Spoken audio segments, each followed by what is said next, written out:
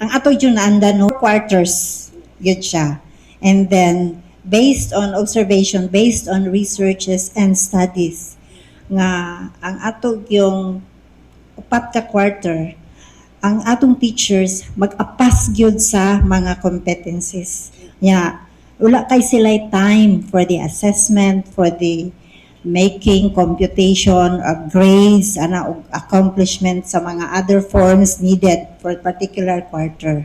And then, na-result na siya o kanang dili gyud makover ang other competencies. Unya, muna magsitag apas, magsitag og program nga learning recovery program. Nga wa gyapon ta ka recover since pandemic kay na behind jud ka ita sa pandemic. Okay, and mo na siya ang atong mga executives sa DepEd, based po sa atong mga research, we come up with that we call it 3-term calendar instead of 4 quarters nga calendar. Dili ko na tawagon og trimester, we call it 3-term calendar. Okay, ang purpose mo na sa 3-term calendar is that taas siya og instructional block. Kay gi-divide man na to opening block, instructional block, and end of term block. So ako sangkuan og pila ka days ang per block per one. Okay, sa term 1 natay gito og opening block nga natay 5 days. So karon starting June 8 to 11 mo na atong opening block sa atong term 1. And then, first day, ana, is getting to know each other sa atong learners, mag-setting up sa atong classroom and everything, preparation na siya. And then, week after that, June 15 to September 1, that is what we call the instructional block of term 1. So, ang atong term 1 naatay 69 days, atong term 2 naatay 65 days, ang term 3 naatay 67 days. The total of 201 class days. Okay. Unsa may mga salient features ani 3-term calendar. Why 3-term calendar? Is because ang ato good before, so as mentioned, per quarter, and then naapa jud na atong mga celebrations bitaw, mga holidays, unya man interrupted dayon ta sa mga, for example, calamities, atong weather conditions, o magkusog-uwan, wala dahi klase kay magbaha man. So, mo na, ma-distract dayon ang klase. But for this 3-term, even though we call it instructional block, ang ato bitawon kanabitaw atong mga celebrations, mga celebrations, mga National Heroes Day, or kanabitawong dili gid siya regular holiday nga, dili gid siya angay nga i-holiday ang klase. Ato na nang i-integrate during sa atong klase. For example, kaning ato ika-July, this is very famous nga. July is Nutrition Month. And maggahin jud tag magpila ka adlaw nga.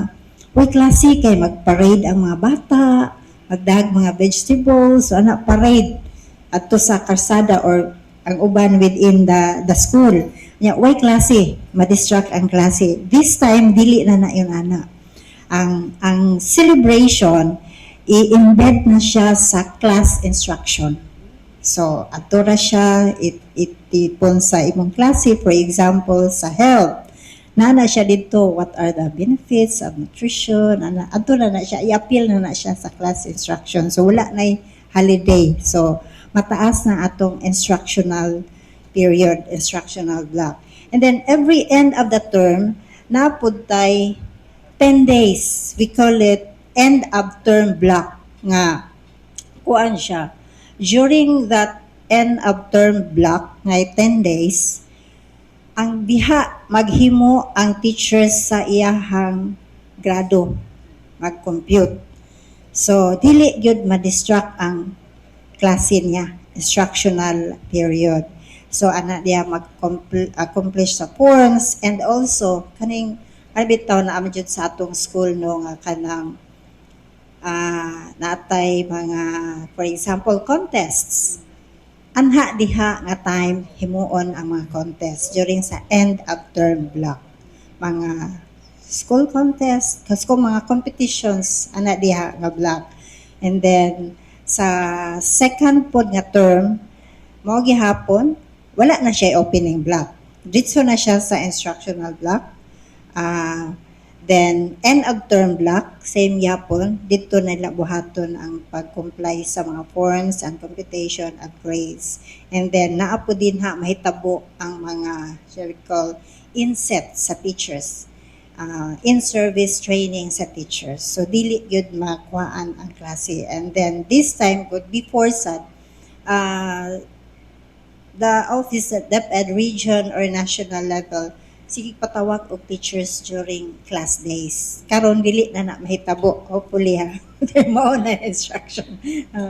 Nga unya ra gyud sila ipatawag during summer. So karon busy kaayo gyud ang summer, pero ang summer nila makuhaan sad og 30 days nga di jud mi katawag nila.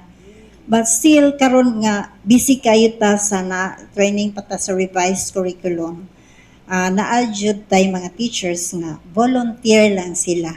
Di sila pugson during those uninterrupted nga vacation nila, which is 30 days. So volunteer lang sila ato.